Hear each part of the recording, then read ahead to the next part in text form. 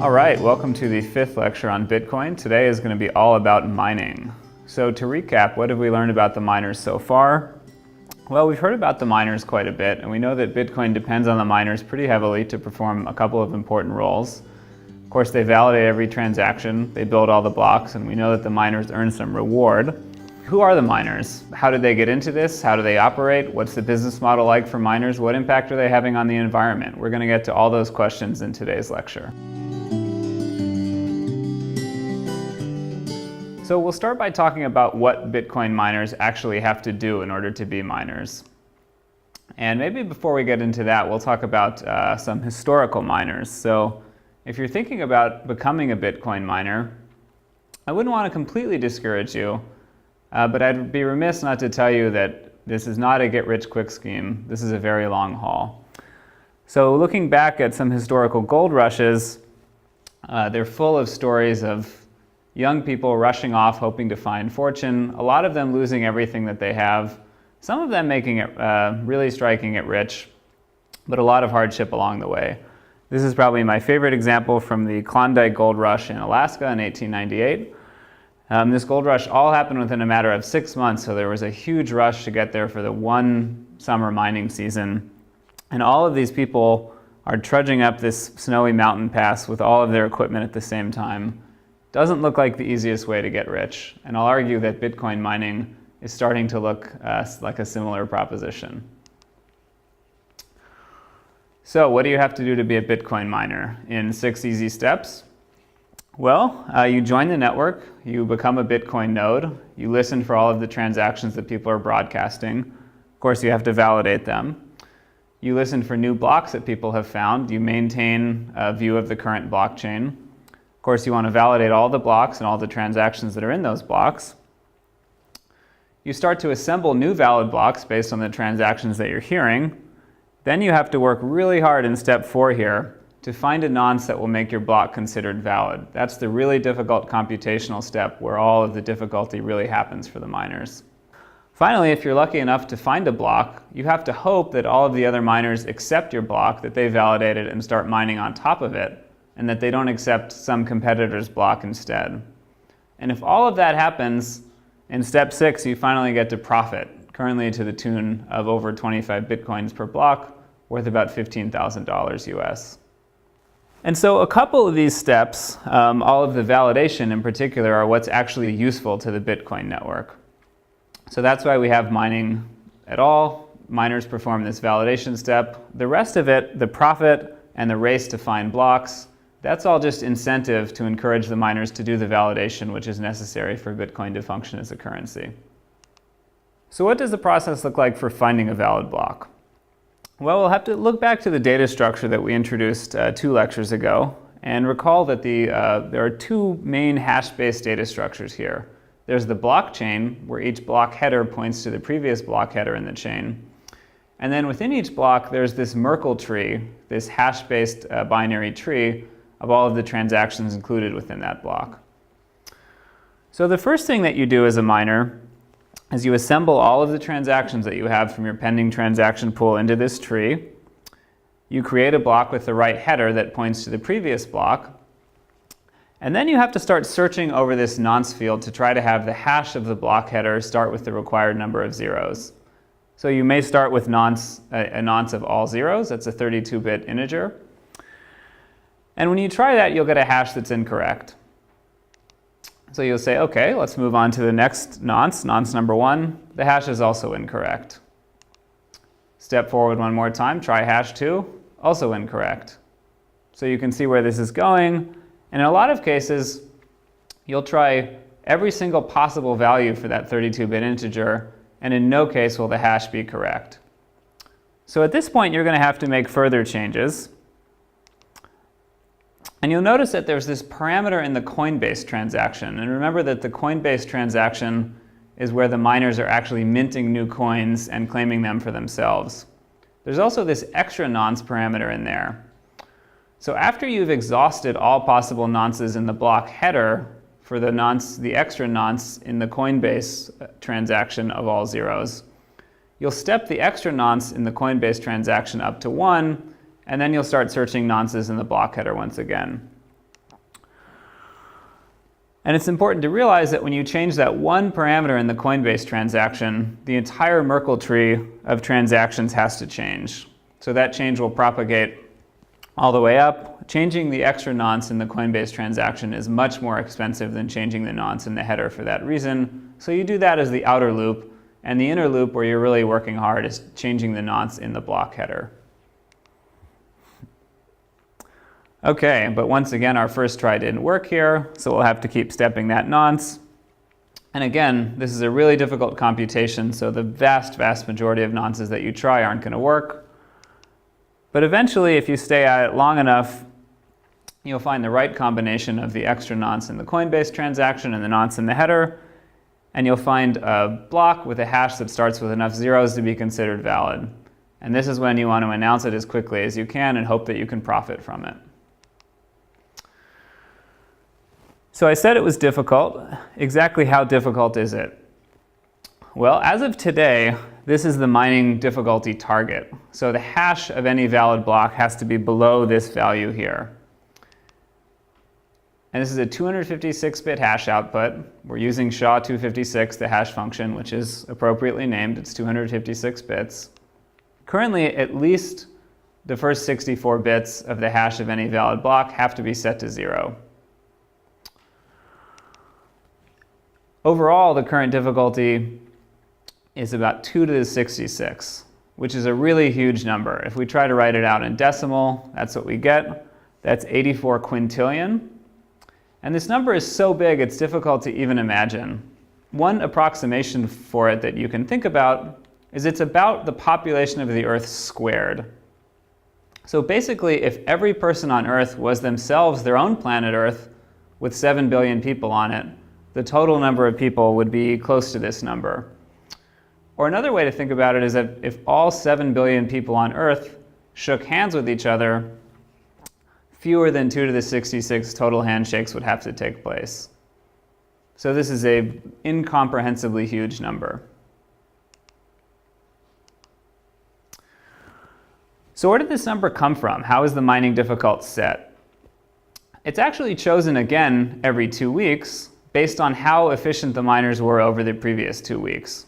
So you simply take the amount of time that it took the miners to find the previous 2016 blocks, and you divide that amount of time by 2 weeks, and then you multiply that ratio by whatever the previous difficulty value was to get the next difficulty value. So you're just scaling it to keep a constant property true, which is that blocks should be found by the network on average about once every 10 minutes. That's the fixed constant that was chosen at the beginning of time for Bitcoin, and every 2 weeks the difficulty is reset to ensure that that property is maintained. So you can see that over time, the mining difficulty keeps increasing. It's not necessarily a steady linear increase or an exponential increase. It depends on activity in the market, how many new miners are getting into the game, which may be affected by the current exchange rate of Bitcoin. But generally, more and more hash power comes online, more people are hashing, blocks are found faster, and the difficulty is adjusted up so that it again takes 10 minutes to find blocks. And you can see that in the red line on the graph here, there's a step function of difficulty. Even though the overall network hash rate is growing smoothly, because you only reset every 2 weeks, the difficulty steps up. Another way to view this is to look at how long it takes to find a block on average. So here you can see a graph of over time how many seconds elapse between consecutive blocks in the blockchain. And you can see that this gradually goes down, and then it jumps up again, and then gradually goes down. And of course, what's happening there is that every 2 weeks the difficulty resets, and the average block time goes back up to about 10 minutes, and then more and more power goes online. The difficulty stays the same, so the miners are finding blocks faster and faster. And then 2 weeks pass, the difficulty resets back up to 10 minutes, and the process starts all over again. So in actuality, even though the goal was for a block to be found every 10 minutes, on average it's more close to about every 9 minutes, and at the end of the 2 week cycle it will get down to about every 8 minutes. All right. now we're going to talk about what hardware miners use to achieve this computation, which I've just spent time telling you is really, really difficult to do. So first of all, what exactly is this computation? So we've mentioned hash functions and we've mentioned SHA-256 in particular. What exactly is SHA-256? Well, it's a general purpose cryptographic hash function. It's actually part of a bigger family of functions that was standardized in 2001. It did come out of the NSA, which has led to a couple of interesting conspiracy theories by some people about its relationship to Bitcoin. But it's generally considered a fairly strong hash function. It's not broken cryptographically, although there are some theoretical weaknesses that are starting to show up. As a result, the replacement, the SHA-3 family, has already been picked, actually, and it's in the final stages of standardization today, but it wasn't available at the time Bitcoin was designed. This was a good choice. This was the strongest general purpose cryptographic hash function available at the time.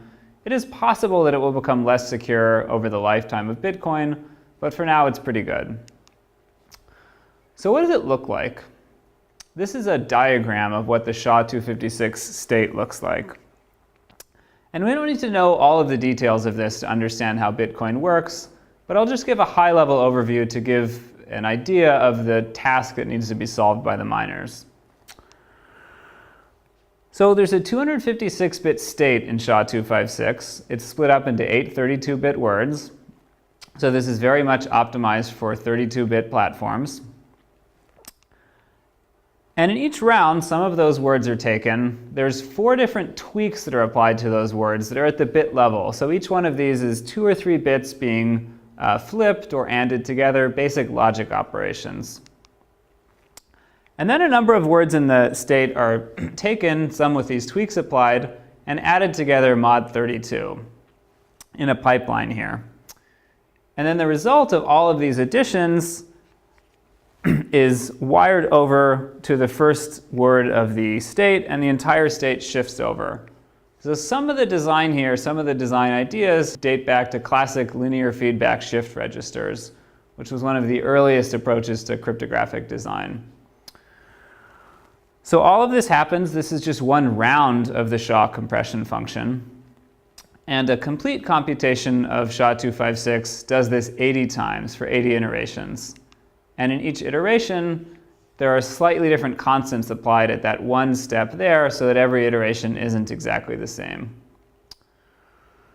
So this is the task ahead of miners, to compute this specific function, only this, as fast as possible.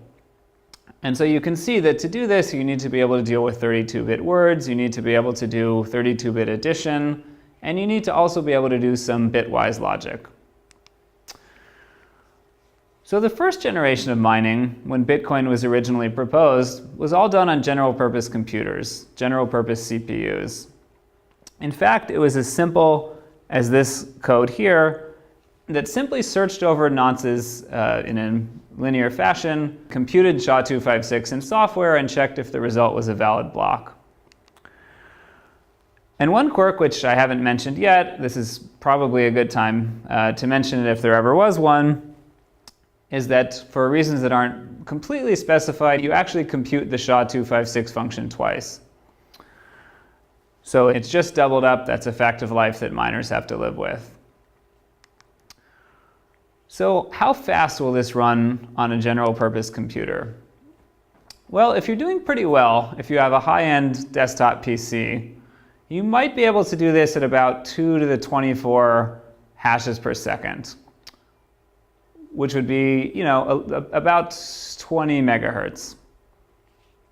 Remember that even though hertz often are applied for processor speed, the basic idea of hertz is it just means something that you're doing that many times per second. Okay, so if you're hashing at a rate of 20 megahertz, what does that get you with today's difficulty? Well, it would actually take you over 100,000 years at this rate to find a block. So we talked about how mining was going to be a difficult slog. If you're mining on a general purpose PC today, it's a really, really big hill to get up because it's going to take you that 140,000 years. So as a result, today, and even for the last few years, anybody trying to do mining on a CPU probably didn't understand how Bitcoin worked, and were probably pretty disappointed that they never made any money doing it. So CPU mining was the first generation of mining. The second generation, when people started to get frustrated with how slow their CPUs were, was to try to use their graphics card, their graphics processing unit, or GPU. So what is a GPU? Almost every computer now has a GPU built in for high performance graphics. They're designed to have high parallelism, which does help with Bitcoin mining because you can parallelize and compute multiple hashes at the same time for different nonces that you want to try. And they're also designed for high throughput, so there's a highly pipeline design in graphics cards. And around 2010, the first implementation came out, written in a language called OpenCL, which is a general purpose language to do things other than graphics on a GPU. And it's a high-level language, so it took a little while before people started tweaking the code even further to run quickly on specific graphics cards. So what's the advantage of using a graphics card? Well, for one thing, they're easily available and they're easy for amateurs to set up. You can order graphics cards online. You can buy them now at most big consumer electronics stores. So they're just the most accessible high-end hardware that's available to most people. They also have some properties that make them specifically nice for Bitcoin. They're designed for parallelism, so they have a lot of arithmetic logic units, ALUs, that you can use in parallel to do different SHA-256 computations. And some of them also have some specific instructions to do bit fiddling that work out quite nicely for SHA-256. They also have the property that you can drive many graphics cards from one motherboard and CPU, so you could take your one computer and attach multiple graphics cards to it if you want. Most graphics cards can also be overclocked, which is a property that gamers demand, so you can run them faster than they're actually designed for if you want to take the risk on. And with Bitcoin mining, it might be a good idea to run the chip much faster than it was designed for, even if you introduce some errors into the process. So there's a measure of mining success called goodput, which is the throughput, how quickly you're finding blocks, times the success rate. How often does the computation actually have errors? An interesting observation is that it may be worthwhile to go much faster even if you make a large number of errors if it leads you to find valid blocks more quickly. So if you can tweak one knob and run your graphics card 50% faster, even if you have an error in the SHA-256 computation 30% of the time, you just multiply 1.5 times 0.7, and you're still finding blocks faster than running the chip at normal speed with no error. So this is something that people spent a long time optimizing, exactly how much should they overclock the chip and what errors it would introduce. So people started trying to scale this up. They said, aha, I have a graphics card, I'm mining faster than I was on my CPU. What's better than one graphics card? Lots of graphics cards. And you started to see these really interesting homebrew setups like this one here, where people hand-built their own racks. They had their own custom cooling setup, which was often as simple as buying a bunch of fans or a bunch of air conditioning units, and trying to run as many GPUs as possible in their basement or whatever other room was available to them. So this was obviously in the early days of Bitcoin when it was still mostly hobbyists who didn't know a lot about running a modern data center, but they came up with some quite ingenious designs to pack a lot of graphics cards into a small place and try to keep them cool. Now, what are the disadvantages of doing this? Well, GPUs actually have a lot of other hardware specifically for doing video. Specifically, they have floating point units that you don't use at all in SHA-256. So you're actually wasting a lot of the hardware from what the factory built. They also don't have the greatest cooling characteristics when you put a lot of graphics cards next to one another. They're not designed to be run all in a row like I showed on the previous slide. They're designed to be run one graphics card in one box doing graphics for one computer. They can also have a fairly large power draw, so a lot of electricity is being used by these relative to a computer. And initially there was the problem that you had to build your own board or buy expensive boards to actually house multiple graphics cards. So what's the upshot of this? What kind of performance can you get? Well, on a good card, a really high-end graphics card with a lot of aggressive tuning, you might get as high as 200 megahertz, which is about 2 to the 27 hashes per second. So that's up to an order of magnitude better than you would be doing in the CPU case. But even with that improved performance, and even if you're really aggressive and you say, I want to get 100 graphics cards together for my mining rig, that setup would still take you 174 years to find a block at the current difficulty. So it was a fun era while it lasted, but graphics cards for Bitcoin mining is basically dead. So what replaced graphics cards? Well, around 2011, people started to use FPGAs, or field programmable gate arrays. That was around the time that the first implementation of Bitcoin mining came out in Verilog, which is a hardware design language that's used to program FPGAs. And FPGAs are something that maybe you've programmed before if you've taken a hardware design course. They're designed to have hardware-like performance, but to have customers or the owner of the card being able to customize it or reconfigure it in the field, unlike a chip which is made in a factory and does the same thing forever. So they do offer better performance than graphics cards, particularly on some of the bit fiddling operations. That kind of stuff is very easy to spec out in an FPGA. And if you know what you're doing, you can get the cooling to work out better with an FPGA. You're wasting a little bit less of the card than you would be with a graphics card. And you can pack more of these together and drive them from one central unit. So just like with the graphics cards, people said, once I have the FPGA working, why don't I try getting a lot of FPGAs? And now this doesn't look quite as messy as the graphics card setup looked. This is a relatively neat rack with neat wires. You don't see the cooling setup here. You still needed a cooling setup with air conditioning or with fans. But it was possible to build a big array of FPGAs a little bit more neatly and cleanly than you could with graphics cards. The disadvantages of using FPGAs are that they were being driven harder for Bitcoin mining by being on all the time and working as hard as possible than a lot of consumer-grade FPGAs were really designed for. So a lot of people found a number of errors and malfunctions in their FPGAs as they were doing Bitcoin mining. It turned out to be difficult to optimize the 32-bit add step, which, as we said, is critical for doing SHA-256. They were also just less accessible for people. It's harder to buy an FPGA. You can't buy one at most stores. There are fewer people who know how to program FPGAs or know how to set them up. And it turned out that the cost, even though the performance on FPGAs went up, the cost per performance was only an incremental, very marginal gain over using graphics cards. So it was a pretty short-lived reign, whereas people were mining on graphics cards and graphics cards were king for maybe a year or so. It was a much shorter matter of months where FPGAs were a popular solution for Bitcoin mining.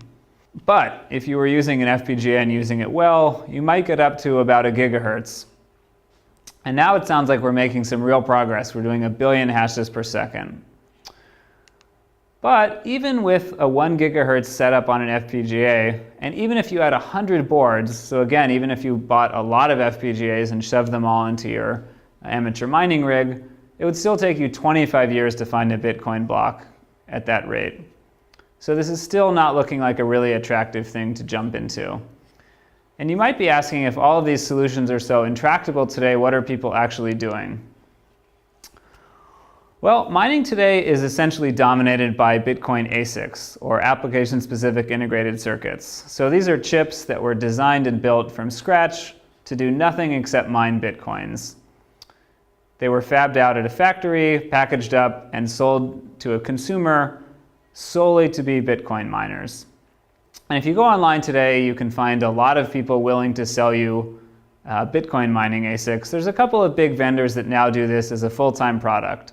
So these companies have sprung up in the last 2 years, and the main product, in some cases the only product that they sell as a business, is Bitcoin mining ASICs. And now you'll notice when you're buying an ASIC, you have a lot of options. You can choose between slightly bigger and more expensive models, more compact models, and they'll throw a lot of numbers at you in terms of what the performance is going to be, the cost, how much power it's going to use. But the most important thing to look at in a lot of these cases is how quickly they're going to ship to you. So a lot of ASICs have a pretty strong disclaimer that you have to pre-order them before they're even available, and they don't make any firm guarantees on when they're going to be delivered. So again, since these are new companies selling the ASICs, they've had to be funded as they went, which means they need to essentially pay for the production run of ASICs with consumers' pre-orders.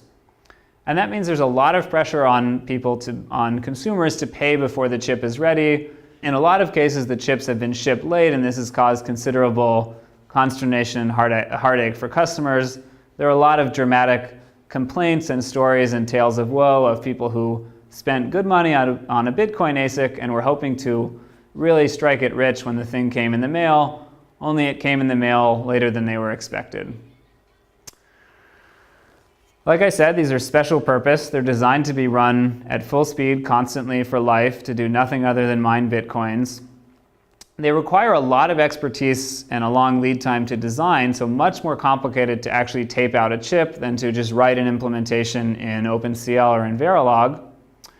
But the amazing thing about Bitcoin ASICs is that as hard as they were to design, analysts who've looked at this have said this may be the fastest turnaround time essentially in the history of integrated circuits for specifying a problem, which was mining Bitcoins, and turning it around to have a working chip in people's hands.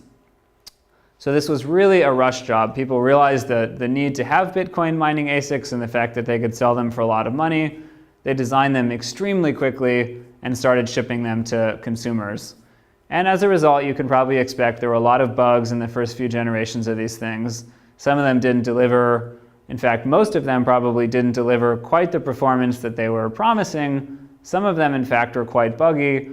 But it's evolved a lot over the past year, and there are now fairly reliable ASICs being shipped. So what does it look like if you actually want to buy one of these things? So here's just a case study of something that's been available for about 6 months now, so it's already a little bit out of date. But this TerraMiner 4 is this nice big fancy box you see here.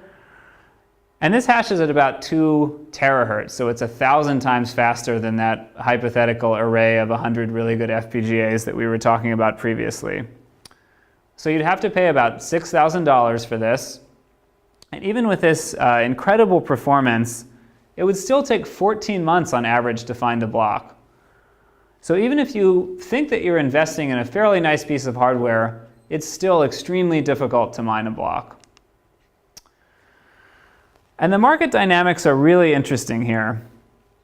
So most boards that have been coming on the market since ASICs came out have been effectively obsolete in maybe 6 months. And on top of being obsolete within 6 months, the bulk of the profits are made upfront. Often in the first 6 weeks is when you'll make half of the expected profits in the lifetime of a mining rig. The fact that such a high proportion of the profits are made in the first 6 months means that there's an incredible premium on shipping speed. If your thing ships a week late, you may have lost 1/6 of that optimum time. In fact, you'll have lost the most valuable week in the lifetime of the ASIC because its value is only going to go down over time as mining gets more and more difficult. And this is really the motivation for why so many companies require pre-orders. The fact that there's so much competition to get the ASICs first, and there's a lot of speculation that some companies have actually manufactured the ASICs, tried to run them themselves for a couple of weeks before shipping them, and then ship them off to consumers. So the dynamics of this are still very unfavorable to the small miner who wants to go online, order an ASIC, and start making money. And in fact, in almost all cases, people who've placed orders for mining hardware should have lost money based on the calculation that they made at the time. Except for one thing, which is that the price of Bitcoin has been rising for most of the history of Bitcoin. It has leveled off a lot in the last 6 months or so. But during the period when prices were rising, the rising prices often bailed out miners who would have lost money if prices had stayed constant. So in effect, buying Bitcoin ASICs has been an expensive and convoluted way to simply bet that the price of Bitcoin would rise. And a lot of miners, even though they've made money mining Bitcoins, would have been better off if they had just taken the money that they were going to spend on mining equipment, invested it in Bitcoins, held them while they appreciated in value, and then sold the Bitcoins at the end. And now we're firmly in the era of professional mining. So the details are often pretty scant because companies doing this don't want to share exactly what their setup is. But it is known that there are some professional mining centers popping up around the world now. And here's just one picture that's been made available of one that came online in the last couple months in the Republic of Georgia. So if you want to open a professional Bitcoin mining center, where should you go? You basically need three things. You need cheap electricity, you need good network connectivity so that you can hear about new blocks as they're announced and not miss out. And ideally, you'd like a cool climate so that you don't have to pay too much in your cooling bill to cool all this equipment down. So in addition to Georgia, places like Iceland have been popular destinations for people to try to start their Bitcoin mining data center. So if we zoom out a little bit and we think about the evolution of mining, we can see really interesting parallels between Bitcoin mining and gold mining, or really any other kind of mining, but especially gold mining because it's led to the same kind of gold rush mentality when initially a lot of young amateur folks wanted to get into the business. So whereas with Bitcoin mining, we've seen the slow evolution from CPUs to GPUs to FPGAs to now ASICs, with gold mining, we saw the evolution from individual people with a gold pan to maybe a small team of people with a sluice box, to placer mining, which was a big group of people blowing away hillsides with water, to modern gold mining, which is a giant open pit extracting tons and tons of raw material from the earth. And in both cases, the friendliness to small people trying to jump into this has gone down, and there's been a consolidation with large companies owning most of the action over time. So a couple of questions for the future are small miners out of Bitcoin mining forever? Is there any way to make it as a small miner in this game? And does that violate the original spirit of Bitcoin? Does the existence of these ASICs and these large mining centers go against the original vision of Satoshi Nakamoto, which was to have every individual in the network being a miner running on their own computer? So some people who think that this has been a violation of the original vision wonder, would we be better off if there were no mining ASICs? If the only way to mine Bitcoin was using your CPU like in the good old days? Well, we're going to have a lecture later on in the series, which I'll point forward to a number of times in this lecture, where we look at alternative formulations of mining that might be possible. So I won't say anything more about how we could design mining to be less friendly for ASICs here, but that will be a topic that will come up in the future that will be quite interesting.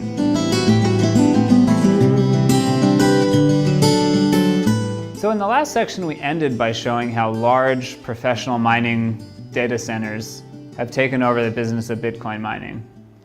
And we showed the parallel to traditional mining with those open pit mines on the bottom, which you may know have been a huge source of concern for environmentalists over the years, asking how much damage are these pit mines doing to the environment. Now, Bitcoin is not quite at that level yet, but as I said, it is a very difficult computation with a lot of large players interested in competing now, and it is starting to use a significant amount of energy, which has become a topic of discussion. So in this section, we'll talk about how much energy Bitcoin is using and what that might mean for the currency and for the planet.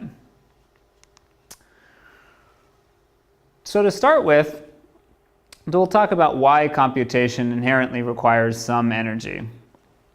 So there's a principle developed by Rolf Landauer in the 1960s that any non-reversible computation must use a minimum amount of energy.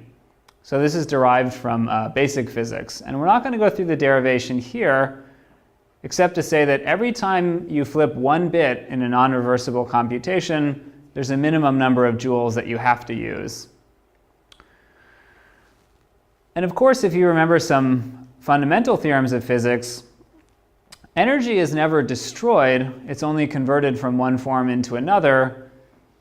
In the case of computation, it's mostly that energy is transformed from electricity, which is very high-grade energy, into heat, which is dissipated into the environment. Now, of course, SHA-256, being a hash function, which is the basis of Bitcoin, is not a reversible computation. And if you remember all the way back to lecture 1, this was a basic requirement of hash functions that they're not reversible. So since I told you that any non-reversible computation has to use some energy, and SHA-256 is not reversible, energy consumption is an inevitable fact of doing Bitcoin mining. And it is worth saying that the limits provided by Landauer's principle are far, far below the amount of electricity that's being used today, by over a factor of 1,000. So we're nowhere close to the theoretical optimum efficiency of computing. But even if we did get to the theoretical optimum, we would still be using some energy to perform Bitcoin mining. So why does Bitcoin mining require energy? There are 3 steps in the process that require energy. First, you have to manufacture your Bitcoin mining equipment. So that requires both physical mining, digging up things out of the ground, especially rare earth metals and copper that go into integrated circuits. And then you have to manufacture it into a Bitcoin mining ASIC. So it takes a lot of energy to run fabs and to tune out chips. So all of that energy is called the embodied energy. As soon as you receive a Bitcoin mining ASIC in the mail that you order, you've already consumed a lot of energy, including the shipping energy, of course, just to get that to you before you've even turned it on and tried to mine Bitcoins. Then you'll plug it into the wall and turn it on. And of course, it will be drawing electricity constantly while it's on, and that's the electrical energy consumed in mining. And that's a step that, no matter what happens, has to be consumed because of Landauer's principle. So hopefully, over time, the embodied energy will go down as less and less new capacity comes online. Fewer people are going out to buy new mining ASICs. They're being obsoleted less quickly. The existing fleet can last a long time. The embodied energy will be amortized over years and years of mining. But the electricity consumption, even though it will go down a little bit because rigs will get more efficient, that will be a fact of life forever. The other thing about both electricity and embodied energy is that both are probably less if you're operating at a large scale. If you're running a huge mining data center, you can do it more efficiently. It's cheaper to build chips that are designed to run in a large data center, and you can deliver the power more efficiently because you don't need as many power supplies. You can deliver all of the electricity to one place, and so on. But there's a third important component, which is cooling off your equipment to make sure that it doesn't malfunction. So if you're operating your equipment in Antarctica, maybe your cooling budget is very small, but almost anywhere else you're going to have to pay extra, usually electricity, to cool off your equipment from all the waste heat that it's generating. And the interesting aspect about cooling is that cooling actually costs more the bigger your scale is. So if you want to run a very large operation and have a lot of Bitcoin mining equipment all in one place, your cooling budget is going to increase because cooling that big mass is going to be much more difficult. There's less air for the heat to dissipate into surrounding your equipment. So how much energy is the entire system using? Well, there are 2 basic approaches to estimating how much energy Bitcoin miners are using collectively. The first approach is a top-down approach. So we'll start with the simple fact that every time a block is found today, 25 Bitcoins of rewards, or about $15,000, are given to the miners. So on a second per second basis, that's about $25 every second being created out of thin air in the Bitcoin economy and given to the miners. So if we assume that they're taking all of that revenue and turning it directly into electricity, that electricity was the only cost that they had, how much electricity could they buy? Well, if we take an industrial electricity price at a US rate, which might be around 10 cents per kilowatt hour would be the advertised rate, Of course, the electricity rate varies a lot, even state to state within the US or in different countries, but we'll go with 10 cents for a kilowatt hour. A kilowatt hour, of course, is this funky unit that was created to appeal to consumers. A much better unit is a megajoule. But there's a fairly simple conversion, so at the same price, about 3 cents per megajoule. So if the Bitcoin miners were spending all $25 per second buying electricity, well, it would be $25 converted into megajoules per second, which are, of course, watts. And 900 megajoules per second would be 900 watts. I should restart this because I messed that up badly. Okay, from the top on this slide. So how much energy is the entire Bitcoin network using?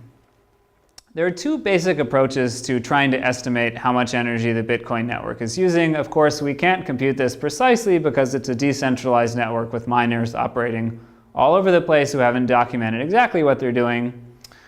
But we'll start with a really simple approximation strategy, which is to take the fact that about $15,000, and again that's 25 Bitcoin, of reward are created with every block, which is found every 10 minutes. So if we convert that to revenue per second, we get about 25 US dollars per second that are being minted and given to the mining community. Now, if the miners are turning all of those $25 per second into electricity, how much can they get? Well, at US industrial electricity prices, and this will vary from state to state or certainly from country to country, but we'll go with about 10 cents US per kilowatt hour. And kilowatt hour is kind of a funny marketing unit, so we'll go to the more standard scientific unit of the megajoule. So if the miners took those $25 that they earn every second and converted it purely into electricity, they would get about 900 megajoules every second. And of course, joules per second are just watts, so those 900 megajoules per second are 900 megawatts, or 900 million watts. A second way to estimate the same figure is to do a bottom-up approach, and to say, let's look at how many hashes the miners are actually computing, which we know by observing the difficulty of each block, and what is the best hardware that miners might be using. So if you look online at mining rigs that are being sold commercially today, one of the best performance figures that you'll see is rigs that are able to turn 1 watt of electricity into about 1 gigahertz of hashing. So they perform 1 billion hashes per second while consuming about 1 watt of power. And the total network hash rate is about 150 million gigahertz, or 150 petahertz. Of course, that excludes all of the cooling energy and all of the embodied energy that's in those chips, but we're doing an optimal calculation here. So if the entire network was running at about the efficiency of generally the better chips on the market, what would we get? If we just multiply these two together, we would get about 150 megawatts to produce that many hashes per second at that efficiency. So again, last slide I said at a high end, using the top-down approach, we estimated about 900 megawatt. And using the bottom-up approach, this is a lower bound, about 150 megawatt. So maybe for the whole network today, somewhere between 100 megawatts and a gigawatt of electricity are being consumed. In reality, of course, it's probably somewhere in the middle, and it's going to evolve over time, but that's a useful ballpark to think about right now. So how much is a megawatt? Well, we can look at what big power plants produce. So one of the largest power plants in the world, the Three Gorges Dam in China, is a 10,000 megawatt power plant. It actually has slightly higher capacity than that, but that's the average rate of power that's being produced. Whereas a typical large hydro plant is more like 1,000 megawatts. If you're interested in nuclear power, we can look at the largest nuclear plant in Japan, and that's about a 7,000 megawatt plant, whereas the average nuclear power plant is more like 4,000 megawatt. Or back in the carbon-heavy way of producing electricity, we can look at a major large coal-fired plant, and you might get 1,000 to 2,000 megawatts. So again, our high-end estimate was still that Bitcoin is consuming less than 1,000 megawatts. So the whole Bitcoin network is consuming less than a large power plant's worth of electricity. So it's not nothing. It still means that we have to essentially run a large power plant purely to power Bitcoin and not any of the other things that we need electricity for in the world. But it's not yet to the point where it's a large amount of electricity compared to all the other things that people are using electricity for on the planet. And it's certainly worth pointing out that any payment system is going to require energy and electricity.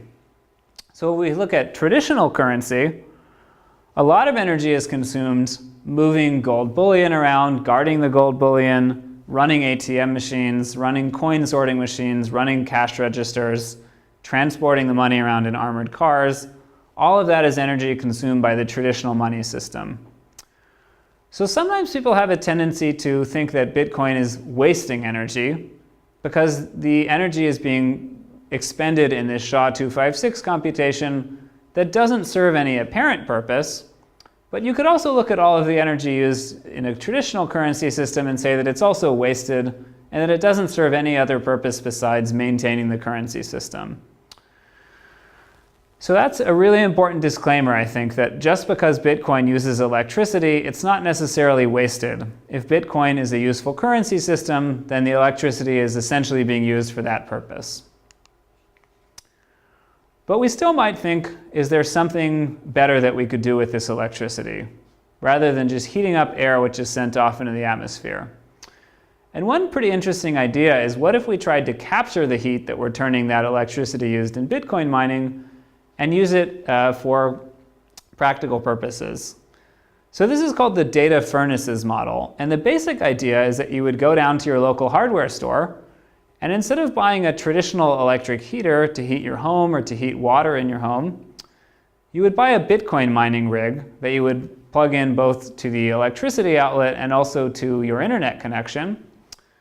And your heater would essentially be doing Bitcoin mining and using the heat produced as a byproduct of that computation to heat your water or to heat your home, which is hopefully useful. And it turns out that the efficiency of doing this isn't actually that much worse than just buying an electric heater. So this seems to be a great idea, and maybe it's a promising avenue to explore for the future. There's a couple of challenges here. For one, electric heaters are still much less efficient than gas heaters. So if you're in a really cold climate where people really need heat, hopefully they'll have gas heating in their home anyway. It's also not clear what the ownership model is here. If you buy the Bitcoin data furnace, do you own the Bitcoin mining rewards that you get? Or does the company that sold them to you? Most people don't have any interest in Bitcoin mining and probably never will, so it might make more sense to buy this as an appliance and have the company that sold it to you keep the rewards. And then there's the really basic question of what happens if everybody turns off their Bitcoin mining rig in summer? Will the capacity of the Bitcoin network go way down seasonally based on how much heat people need? Will it go way down on days that happen to be warmer than average? This would be really interesting if the data furnace model actually caught on. So a couple of open questions related to Bitcoin's energy consumption. Does the fact that Bitcoin provides such a good way to turn electricity into cash mean that countries that have strong electricity subsidies will have to rethink that model? So right now in many countries around the world, the government actually subsidizes electricity, particularly industrial electricity. And one of the reasons they do so is to try and encourage industry to be located in their country as opposed to other countries. Now, if one of the main things that Bitcoin miners need to be successful is cheap energy, and you can mine Bitcoins basically anywhere, it may not be stable to have countries subsidizing electricity heavily, because all that will mean is that you're paying for a lot of Bitcoin miners to move into your country. There's also the interesting question of, will the fact that you can turn electricity into money easily with Bitcoin mean that people have to start guarding their power outlets, particularly around universities and corporations, large buildings with a lot of power outlets? Will they need security cameras to make sure that employees or students aren't trying to mine Bitcoins by plugging into unmonitored power outlets and just letting them run? And you might ask, would we be better off if we didn't have this electricity consumption? Could we make a currency that didn't have proof of work and didn't have to use so much electricity? And again, I'm not going to talk about that directly today, but that's going to be a topic that we'll talk about quite a bit in our future lecture on alternative mining.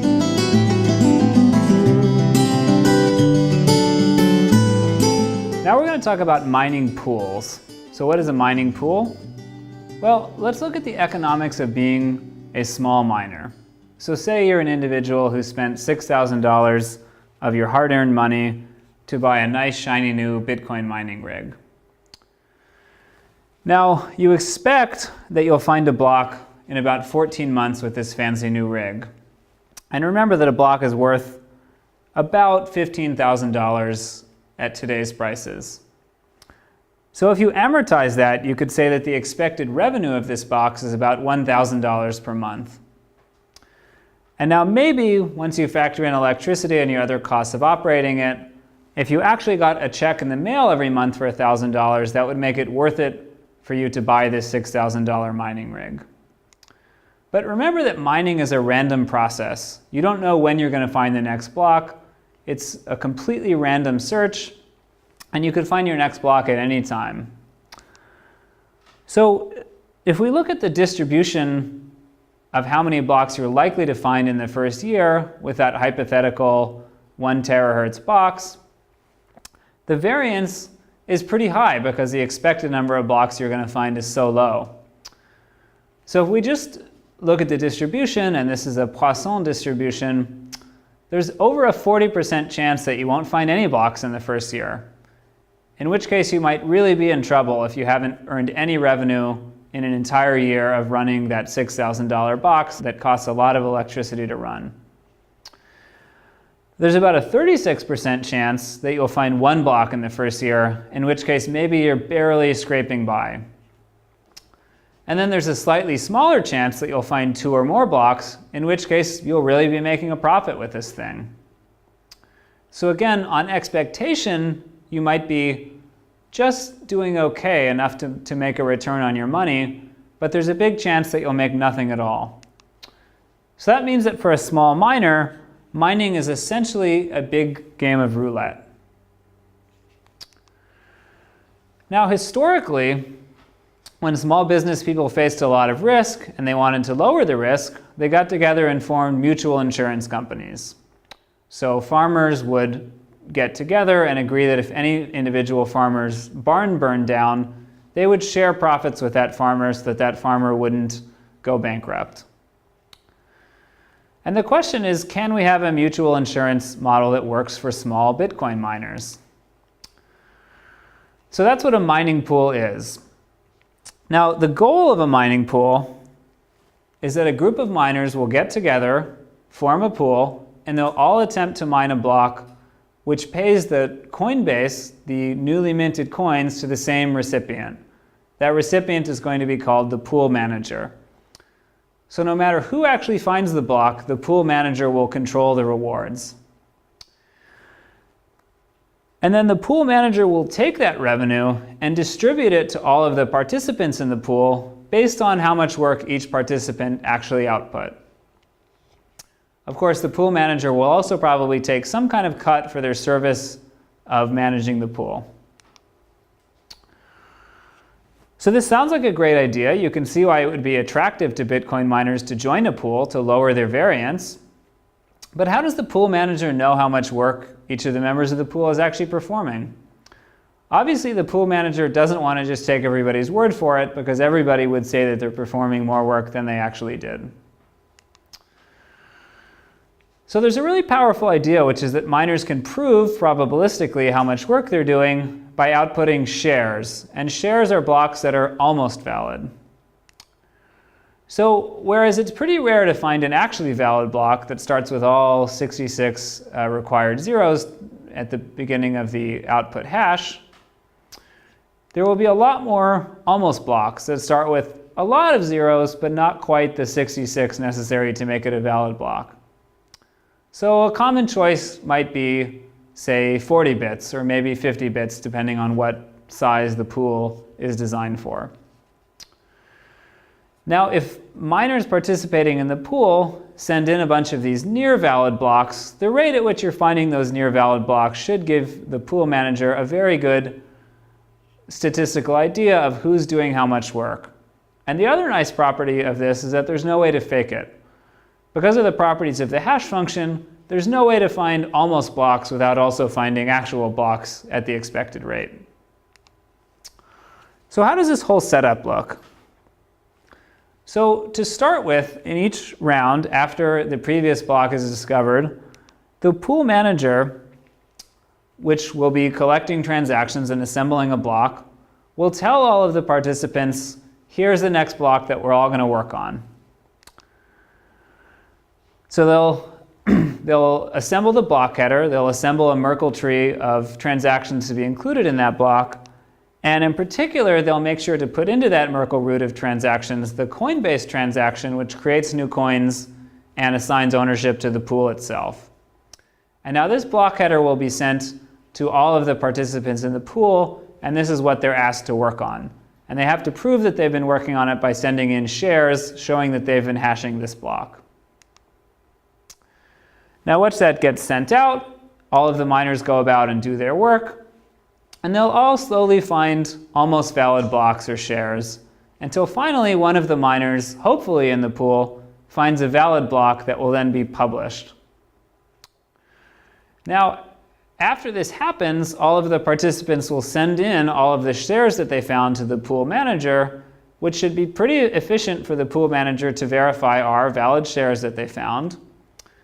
And then the pool manager will take all of the revenue earned from that block that was published and distribute it back to the participants based on how much work they actually did. Now notice that this miner all the way on the right here, who did happen to find the block, actually receives less revenue than that miner on the left there, who didn't find the ultimately valid block, but they did find more shares. So there's no bonus for this miner on the right here that they actually found a valid share. They would have been better off if they just mined as an individual, because they would have gotten to keep all of the revenue from that block. But of course, for the miner on the left, they're sure going to be glad that they joined this pool, because they would have gotten nothing if they just mined on their own, because they happened to not find a valid block. So there are a bunch of variations on this model of exactly how you determine, based on shares submitted, how much money each miner should get in mining rewards. So a couple of common ones. There's the pay per share model, where the pool manager just announces, I'll pay a flat fee for every share above a certain difficulty that you're willing to send me based on this block. In some ways, that's the best for miners, because that's a guarantee. Every time they find a share, they'll get a certain amount of money. The pool manager is essentially absorbing all of the risk in that scheme.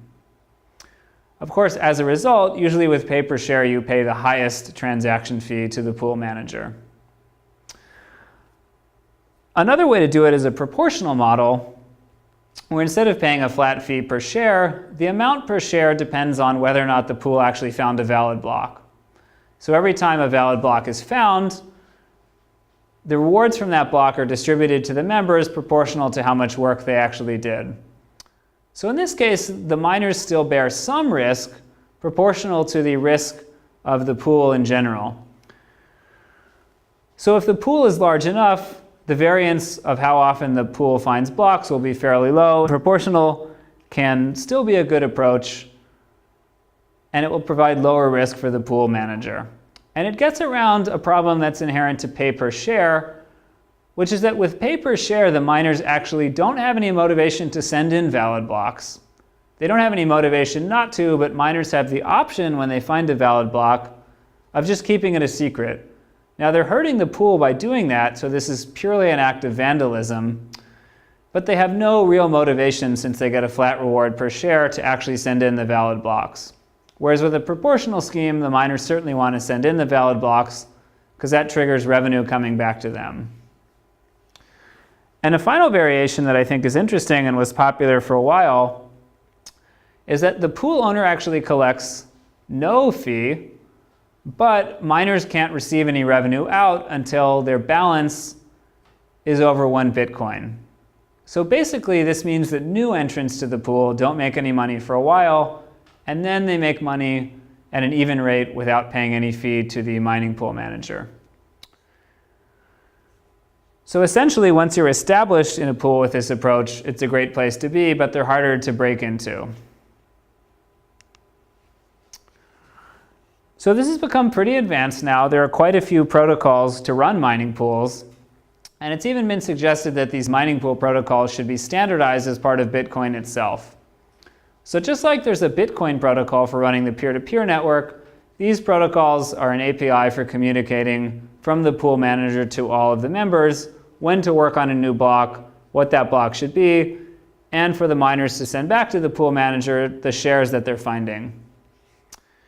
Another reason why this is so important is that some mining hardware actually supports these protocols at the hardware level.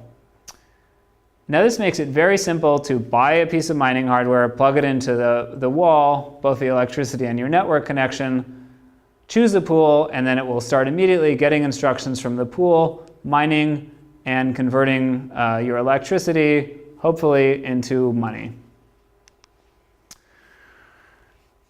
So mining pools first started around 2010, actually way back in the graphics card era of Bitcoin mining, which is several generations ago.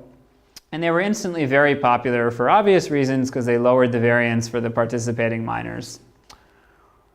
So by 2014, the vast majority of all miners are mining through pools. Very few miners mine on their own anymore.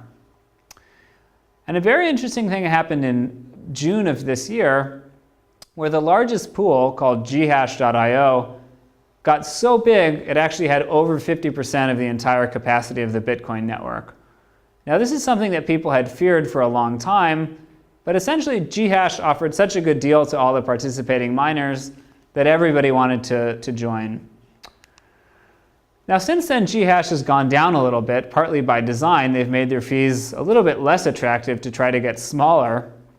But you can see in this pie chart of the largest mining pools, they still have about a third of the power. And it's basically only 2 mining pools today that control about half of the power in the network. And then there's a nice smattering of other pools thrown in there. So are mining pools a good thing? Well, the advantages of mining pools are that they make mining more predictable for the participants, and they make it much easier for smaller miners to get involved in the game. Whereas the variance would simply make mining infeasible for economic reasons if you didn't have mining pools, you can operate a much smaller mining rig profitably if you're part of a pool. Another advantage of mining pools is that since there's one central pool manager who's sitting on the network and assembling blocks, it actually makes it easier to upgrade the network, because by upgrading the software that the mining pool manager is running, that effectively updates the software that all of the pool members are running. The disadvantages of mining pools, of course, is that this leads to centralization. It's an open question how much power the operators of a large mining pool actually have. Of course, miners are fairly free in theory to move between pools as much as they like. If you're making profit on one pool, you'll likely make very similar profit in another pool, because the fees that they pay out have converged. They all offer about the same deal today. But in practice, miners don't switch very often, simply because they're lazy and it's easier to keep using the pool that they've already signed up for. And another disadvantage of mining pools is that it lowers the population of people actually running a fully validated Bitcoin node. So previously, small miners all had to run their own fully validating node. They all had to store the entire blockchain and validate every transaction. Now, most miners offload that task to their pool manager. And this is one reason why a couple of lectures ago I said the number of fully validating nodes may actually be going down in the Bitcoin network. So if you're concerned about this level of centralization, you might ask, could we redesign the mining process so that we don't have any pools, so that everybody has to mine for themselves? And once again, that's going to be a very interesting topic that we'll talk about in our lecture on alternative mining approaches.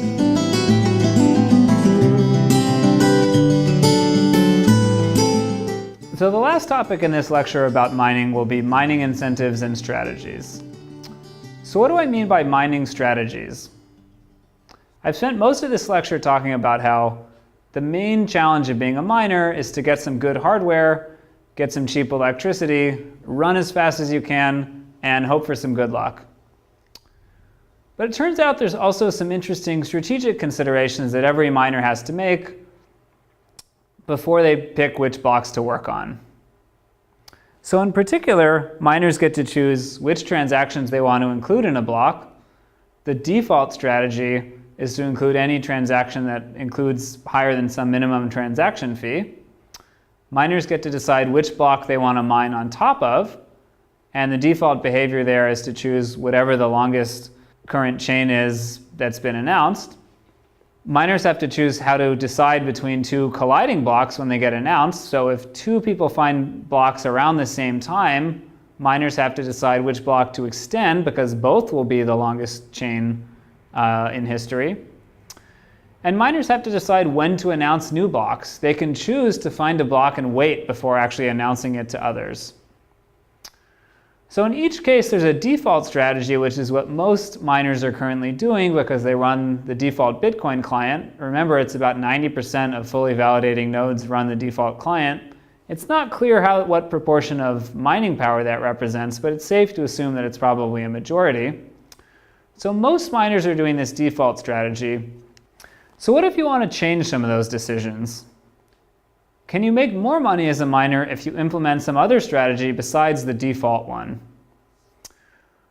Well, it's all going to depend on how much mining power you actually have, and we'll express that with the parameter alpha from 0 to 1, which is the proportion of all the mining capacity in the world that you actually control.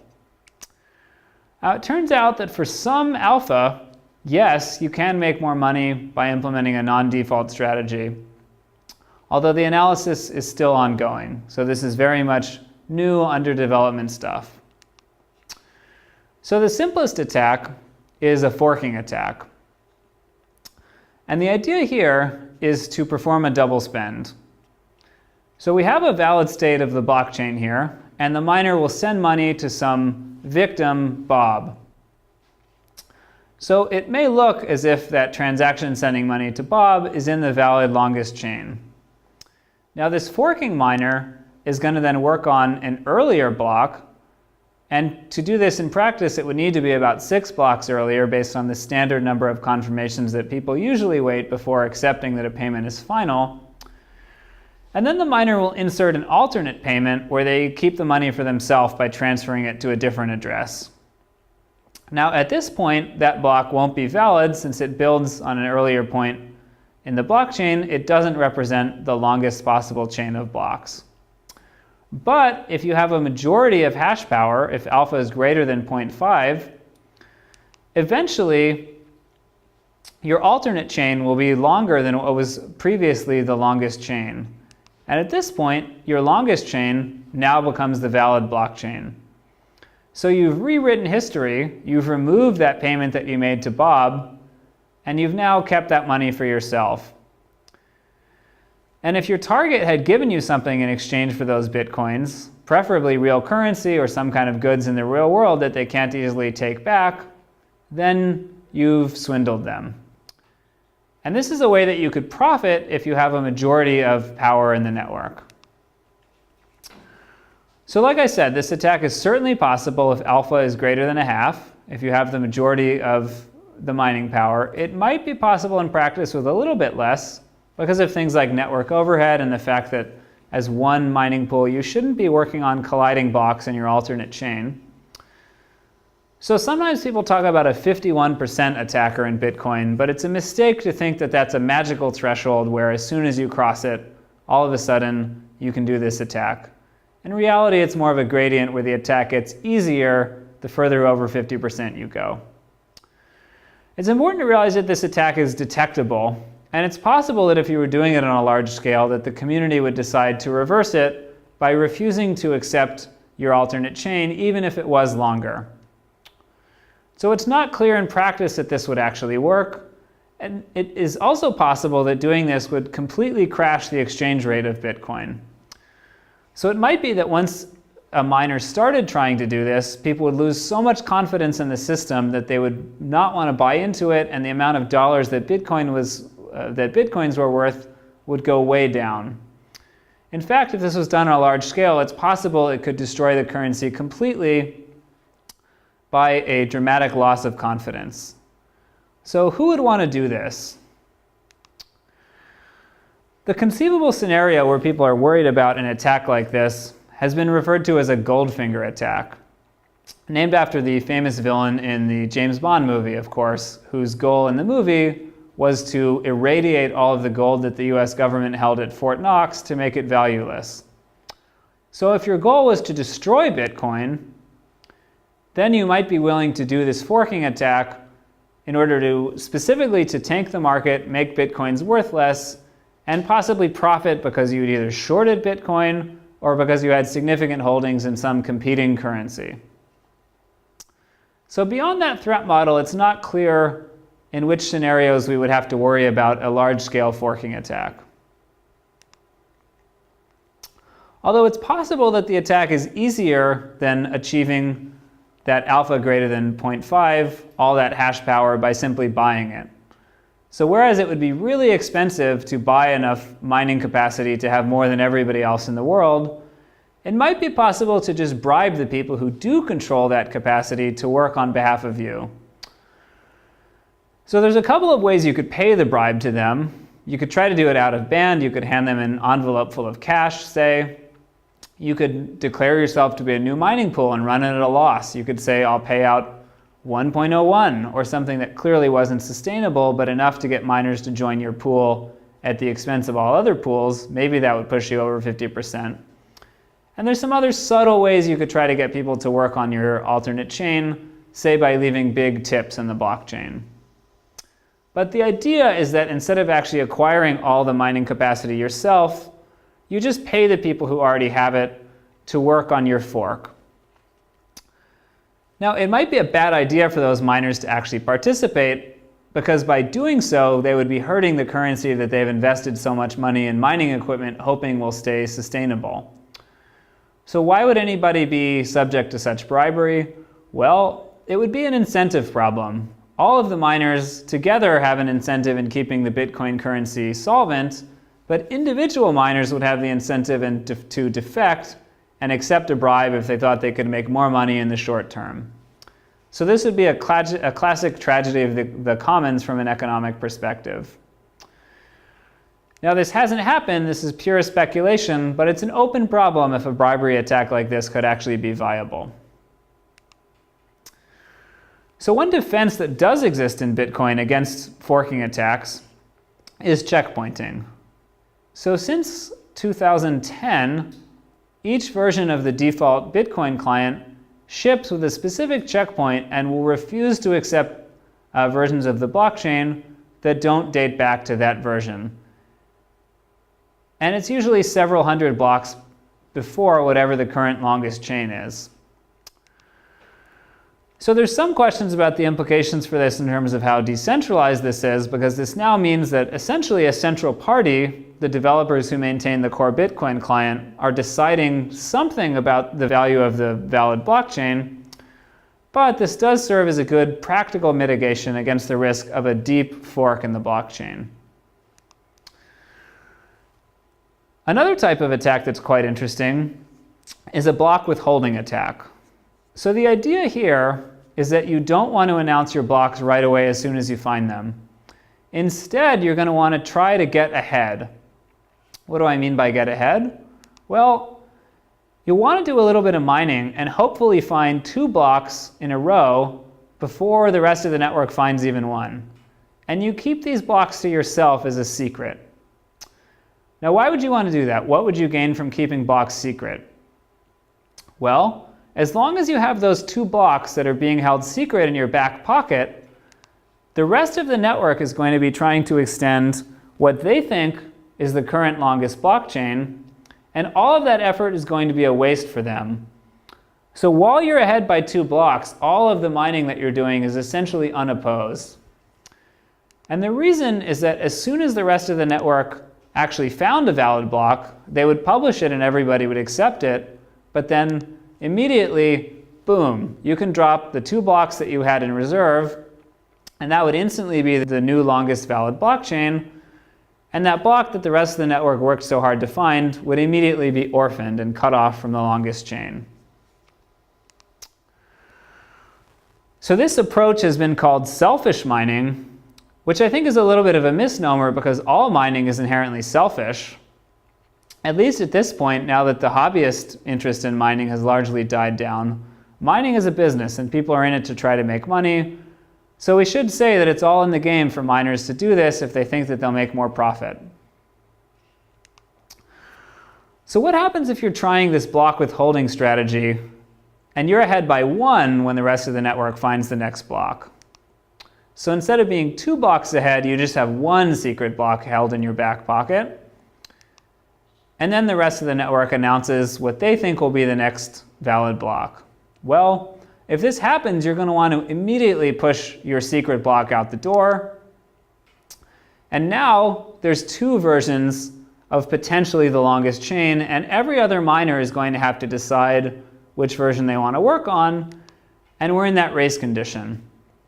So you basically have to race as soon as you hear somebody else finding a valid block to get your secret block out the door and hopefully get more miners to hear about your block first. So the viability of this block withholding approach is going to depend really heavily on your ability to win these races. So when is it a good idea to do a block withholding attack? Well, if you assume that you can win every race, every time there's competition for the next valid block, the rest of the network is going to accept yours, then no matter what alpha, no matter how much mining capacity you have, it's better to try selfish mining. By selfish mining, I mean this block withholding strategy that I've just described. So how would you try to win every race? Well, you could just fight really hard to have a good network position. You could try to peer with every node so that you'll announce to more nodes ahead of the legitimate flooding algorithm.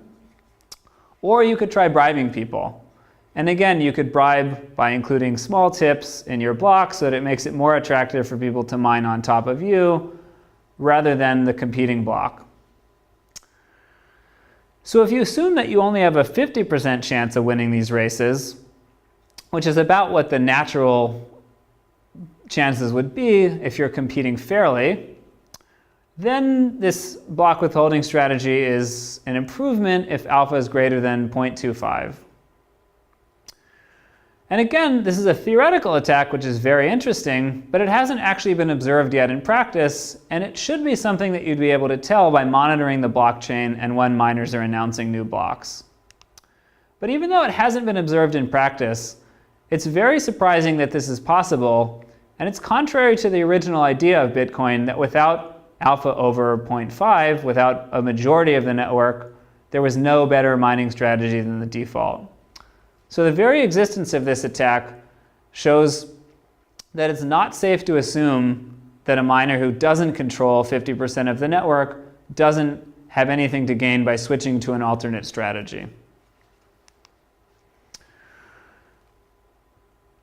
Another interesting case is if miners want to do punitive forking.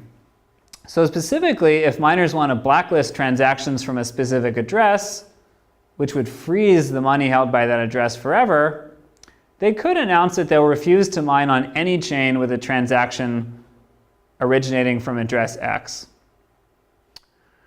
So the reason this is an extreme strategy is that if you have less than a majority of the network, by announcing that you'll refuse to mine on any chain that has the transaction from X, as soon as a chain exists that the majority of the network accepts that has that transaction from X, then you will have cut yourself off from the longest chain forever, and all of the mining that you're doing is essentially wasted. So you could do this strategy, but very quickly you would just be mining on an orphaned fork, and it would be a waste of all of your time and electricity. But there's a much more clever way to do punitive forking, which is called feather forking. And the idea here is that instead of announcing that you're going to fork forever as soon as you see a block that has a transaction from address X, you announce very publicly that you're going to fork, you're going to try to mine an alternate longest chain if you see a block that has a transaction from address X, but you will give up after a while. Typically after 1 or 2 blocks confirm the transaction from address X, you'll go back to the longest chain. So your chance of actually pruning that block or orphaning that block that has the transaction from address X, if you give up after one confirmation, is alpha squared.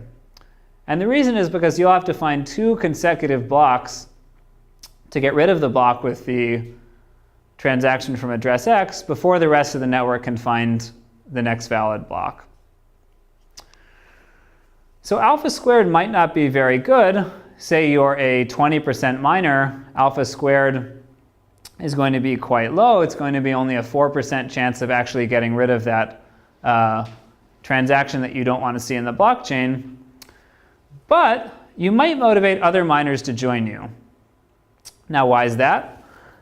As long as you've been very public about this, other miners know that if they include a transaction from address X, they have an alpha squared chance that the block that they find will end up being orphaned because of your feather forking attack. And if they don't have any strong motivation to include that transaction from address X, and it only has a very low transaction fee, that alpha squared chance of losing their mining reward might be a much bigger incentive than including the transaction. So those other miners might rationally say, we have this person, this miner doing feather forking. It's in our interest to join them and just do the blacklist that they're demanding, rather than run the risk that they'll feather fork away from the new block that we've just found. And the cool thing is that you can now enforce a blacklist even if alpha is less than 0.5, if you have less than a majority of the mining capacity.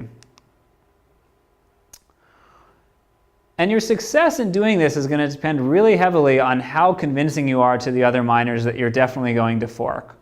So ideally, what you would want to do is say, I've burned this into hardware, I have no choice, I have to do this, so no matter what you do, I'm going to be feather forking. In which case the miners would say, well, this miner really is going to go through with it, so maybe we should just give them what they want and do this blacklist. So why would you want to have a blacklist? Well, like I said, there's the ability to freeze money held by an individual, and if you're blacklisting successfully, you can keep them from ever spending that money. So maybe you could profit off of this by some sort of ransom or extortion, demanding that the person you're blacklisting pay you in order to be taken off of your blacklist. It also might be something that you might want to do for legal reasons. Maybe certain addresses are designated by law enforcement as being bad. Those assets are demanded to be frozen, in which case some proportion of miners, say those operating in the jurisdiction where the asset freezing has legal authority, will say, well, we really have to enforce this blacklist we're being demanded to by the government, therefore maybe we should feather fork to try to make it happen. But a much more interesting case is if miners do this to try to enforce a minimum transaction fee. So instead of a blacklist against a specific address, you want a blacklist against any transaction that doesn't include some minimum transaction fee that you think is fair to you as a miner for your hard work. So we haven't talked a lot about transaction fees in practice yet. We've said that they exist, and we've said that there's the capacity in Bitcoin to pay transaction fees. But what are transaction fees? So this is the default policy for transaction fees, taken essentially right out of the Bitcoin code. Transactions are assigned a priority, which sums over all the inputs, the value of that input times how old the transaction is, how long ago that input was put on the blockchain, divided by the size of the transaction. So this basically means transactions that are larger, transactions that are spending older coins that haven't been moved in a while, and transactions that are smaller have higher priority. And by smaller, I mean smaller in size of the transaction, which means they don't have a long, complicated script. So the idea is to prioritize large transactions, people who don't move their coins very often and who do it in a simple way. Whereas if you want to move money quickly, if you want to move small amounts, or if you want to do complicated scripts, you have to pay a higher transaction fee. And currently, by default, there's a magic number where miners accept with no transaction fee if the priority is higher than 0.576. And if you're sitting there thinking that seems pretty random, where did that number come from? I'd say you're right.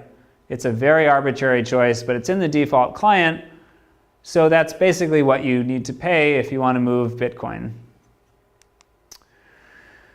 So currently, transaction fees don't matter that much, and the reason is that block rewards provide the vast majority, well over 99% of all the revenue that miners are making. But keep in mind, we mentioned earlier, that the size of mining rewards is going down constantly over time. So every 4 years, it's halving. So eventually, in the distant future, the mining rewards, the fixed rewards by creating new coins, are going to be much lower, and transaction fees are going to be the main game for miners. It's going to be where they're making all of their revenue. So it's an open question in that new world where transaction fees are everything for the miners. They really depend on transaction fees for their revenue. Are miners going to be more aggressive about enforcing minimum transaction fees? And how are they going to enforce that? Will they need to form a cartel to enforce minimum transaction fees? Is that something that market concentration provided by mining pools will make easier to happen? These are really interesting long-term open questions about how Bitcoin will evolve. So in summary, miners are free to implement any strategy that they want, although in practice, in the wild, we've seen very little behavior of anything but implementing the default strategy. And I should stress that there's no complete model for miner behavior that says that the default strategy is optimal. We've seen that in a world where most miners do choose the default strategy, Bitcoin seems to work fairly well. So it seems to work fairly well in practice. We're not sure if it works in theory yet. But even though it works in practice so far, the facts on the ground are going to change for Bitcoin. They're changing slowly because of more network hashing capacity. The miners are getting better and better. There's more centralization and professionalization of the miners. But even beyond those trends, they have to change in the long run because of the transition from fixed mining rewards to transaction fees. So overall, I'd say you should stay tuned to this space. Things might be about to get a lot more interesting for Bitcoin mining. And currently, it's a very interesting research topic to try to play out using what we know from game theory. How is this going to evolve in the long term? So that's all on Bitcoin mining for now. A few lectures from now, we'll have another lecture about mining, but about alternative models for mining. How could we redesign Bitcoin mining to have different properties? But before we get to that, in the immediate next lecture, we're going to look at anonymity in Bitcoin. How much anonymity does Bitcoin provide? If I use Bitcoin, will people be able to link my Bitcoin transactions to my real name? And what technologies are there to try to either strengthen anonymity in Bitcoin or design an alternate currency with more anonymity? That's all coming your way in the next lecture.